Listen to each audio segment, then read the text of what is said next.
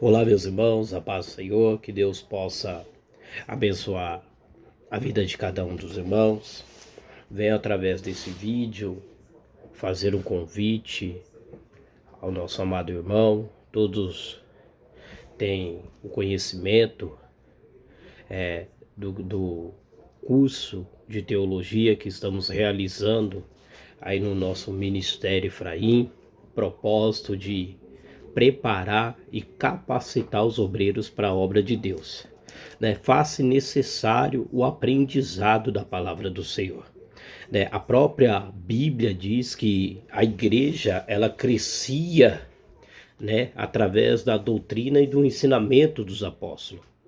Os homens foram preparados, a igreja foi preparada, né, pelos apóstolos, né, para poder aí exercer a função a qual aí a igreja lá na frente colocaria sobre a vida dos irmãos. Então faz necessário, irmão, faz necessário estudarmos acerca da palavra de Deus, porque quando nós aprendemos, nós evitamos muitos erros, nós não caímos ou somos enganados por qualquer ensinamento. Não é qualquer palavra que a gente recebe, né? Por quê? Porque a gente tem o conhecimento. A partir do momento que você tem o conhecimento da palavra, não é qualquer coisa que engana você, né? Você fica mais atento acerca do que está sendo falado, né? Se realmente é bíblico, se não é bíblico, né? E até mesmo na hora de você montar uma mensagem, uma saudação, né? Você, com conhecimento, evita muitas das vezes você trazer algo que é errado para a igreja, né? Muitas das vezes não é porque você quer, mas a falta do conhecimento faz você errar diante da igreja, né? E eu quero colocar algo aqui que é muito interessante, né? Quando nós falamos de erro porque não conhecemos, uma coisa que acontece muito na igreja, e eu já fiz, tá? Eu já fiz, e fui chamado a atenção até mesmo de pastores, do meu pastor, e eu louvo a Deus pela vida do meu pastor por causa disso, né? Que existem, né, repreensão que é para crescimento da obra, tá? É uma crítica construtiva, tá? Construtiva, tá bom? Então existe isso. E a crítica que ele fez a mim foi construtiva, né? Foi algo que fez eu abrir os meus olhos e ver que realmente eu estava falhando nessa parte.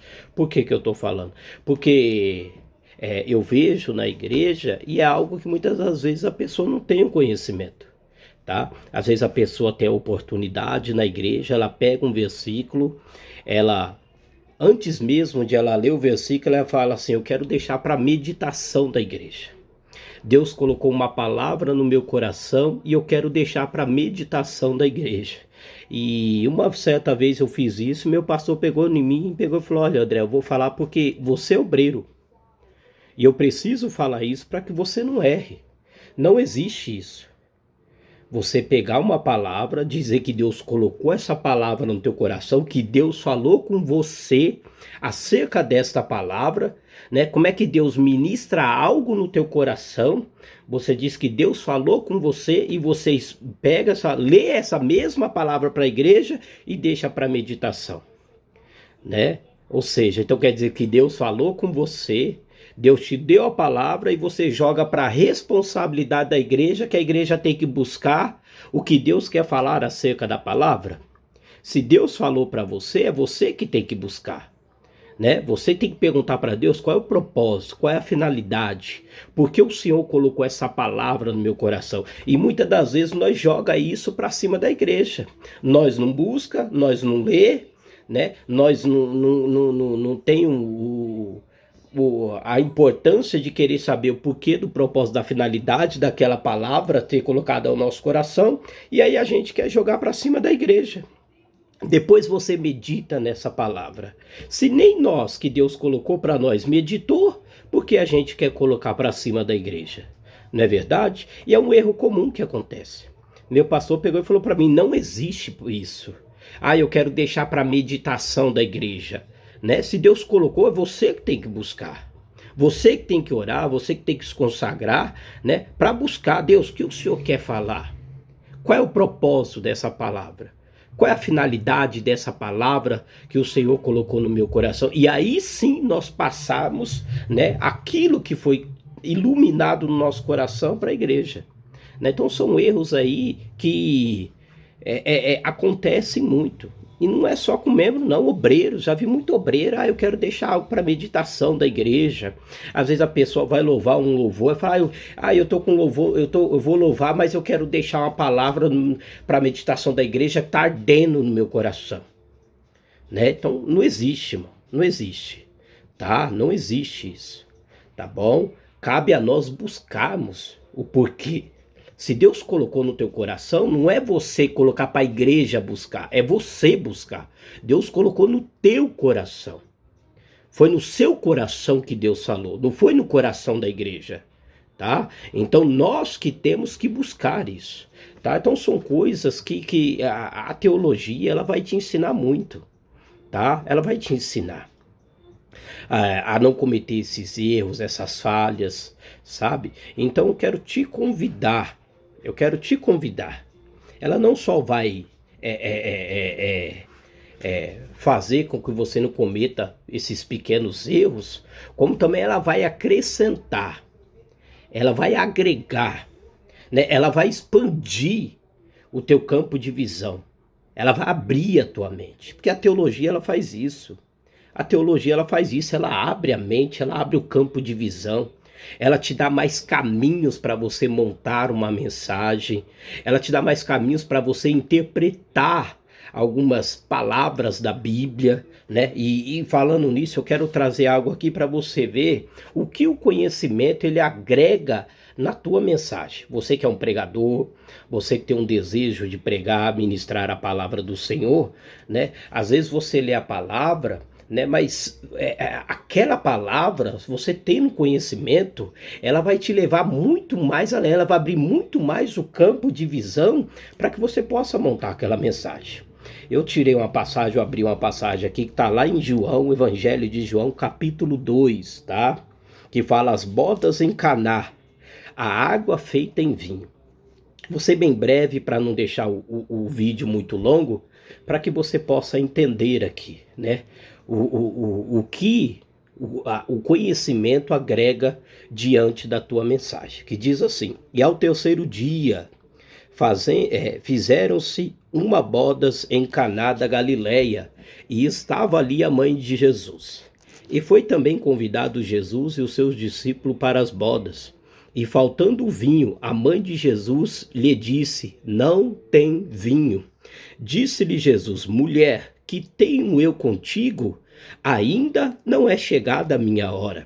Sua mãe disse aos servos: fazei tudo quanto ele vos disser. E estavam ali postas 6 talhas de pedra para a purificação dos judeus, e em cada uma cabiam 2 ou 3 metretas, ou 100 litros d'água, tá bom? Disse-lhe Jesus: enchei d'água estas talhas, e encheram até em cima.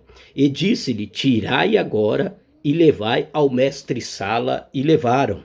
E logo que o mestre-sala provou a água feita em vinho, não sabendo de onde viera, se bem que o sabiam os servos que tinham tirado a água, chamou o mestre-sala ao esposo e lhe disse: todo homem põe primeiro o vinho bom, e quando já tem bebido, então o inferior, mas guardaste até agora o bom vinho. Nessa passagem é muito conhecida, todos conhecem aí como o primeiro milagre de Jesus, a água feita em vinho, né? Muita gente prega, ministra acerca desta palavra, mas aqui é um contexto muito bom, né? Por isso que eu falo que o conhecimento ele agrega, ele abre o campo de visão, né? Para que você possa englobar ou acrescentar diante da sua mensagem. Aqui, se você não tiver um conhecimento aprofundado, tem algo que passa despercebido aqui. Observe que Jesus ele vai realizar esse milagre. Ele vai transformar a água em vinho, né? Mas observe que a participação de Jesus não é ativa. Como assim? Ele não põe a mão. Ele não coloca a mão em nada. Ele apenas pede àqueles homens que encham as talhas de água. E quando eles enchem a talha de água, ele disse: tirai a água, tirai-a e levai ao mestre-sala.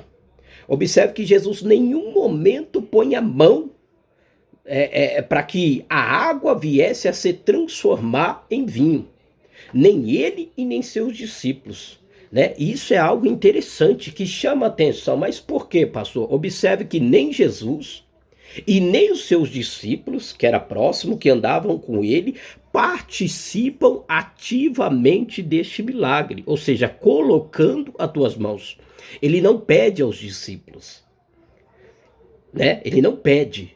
Observe que os discípulos, está lá, que a Bíblia diz que Jesus e seus discípulos também foram convidados para a festa. Mas quem vai seguir a ordem de Jesus são os empregados. Maria disse: fazei tudo quanto ele vos mandar, pedir. E ele disse: enchei as talhas de água até em cima. Aqueles homens pegam, enchem de água, né? E quando tá tudo cheio, ele fala: tirai e levai ao mestre-sala. Só que quando eles levam, já não é mais água, é vinho. E aí aquele mestre-sala vai provar o vinho e vai chamar o noivo e vai parabenizar o noivo. Falou: olha, é surpreendente, é maravilhoso. Porque todo casamento que eu fui, que eu fiz, que eu realizei, todo homem põe primeiro o vinho bom. E quando todos já estão cheios, embriagados, ele coloca o inferior. Por quê? Porque a pessoa já não tem mais, por causa do teor alcoólico, né? Ele já não consegue discernir mais, né, em relação ao primeiro vinho que foi dado. E ele fala: mas guardaste até agora o bom vinho. Né? E aí entra algo interessante. Por que Jesus não participou ativamente? Né? Porque os discípulos não participou ativamente. Aí entra o segredo para englobar a tua mensagem. Porque nos tempos de Jesus, né, o que se acontecia na cidade, naquelas regiões, era falsificações de milagre. Pessoas impostores, pessoas que eram impostores, dizendo que realizavam milagres naquela região. Então era muito comum você ver pessoas charlatões, né, dizendo que realizavam um milagre. Por incrível que pareça, é verdade. Né? Por incrível que pareça, é verdade. Né? E naquela região havia um homem, né, por nome Simão de Pérea. Simão de Pérea era o homem mais conhecido da cidade, né, por essa prática, né, por falsificar milagres. Ele preparava todo o cenário, ele preparava tudo, combinava, né, para tentar iludir, enganar aquela pessoa, né, fazendo com que aquilo fosse real.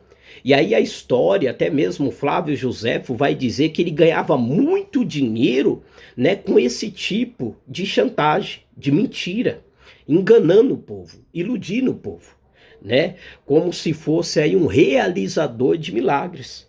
Né? Então ele preparava esses charlatões, é como se fosse a arte mágica. O mágico ele não prepara todo o cenário, ele faz aquela mágica, mas a gente sabe que por trás da mágica tem um truque.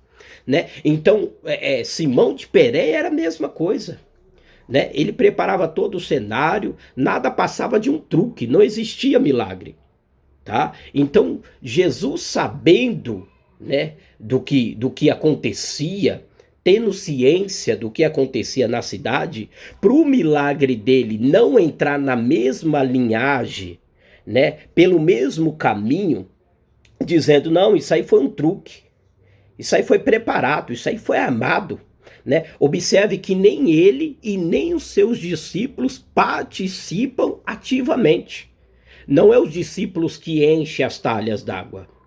Tá? Porque se os discípulos enchessem as talhas d'água, podia falar: mas eles colocaram alguma coisa dentro da água. Né? Já foi combinado, esses homens andam com ele, já estavam preparados para isso. Então por isso que nem Jesus e nem os discípulos participam ativamente do milagre da água em vinho, para que o milagre de Jesus não viesse a ser contestado como era os outros milagres. Né? Então quando aqueles homens pegam a água, enchem a talha, Jesus dá outra ordem para ele, fala: tirai e levai ao mestre-sala. Então nem eles sabiam naquele momento que era vinho. Eles não tinham ciência que já havia realizado o milagre.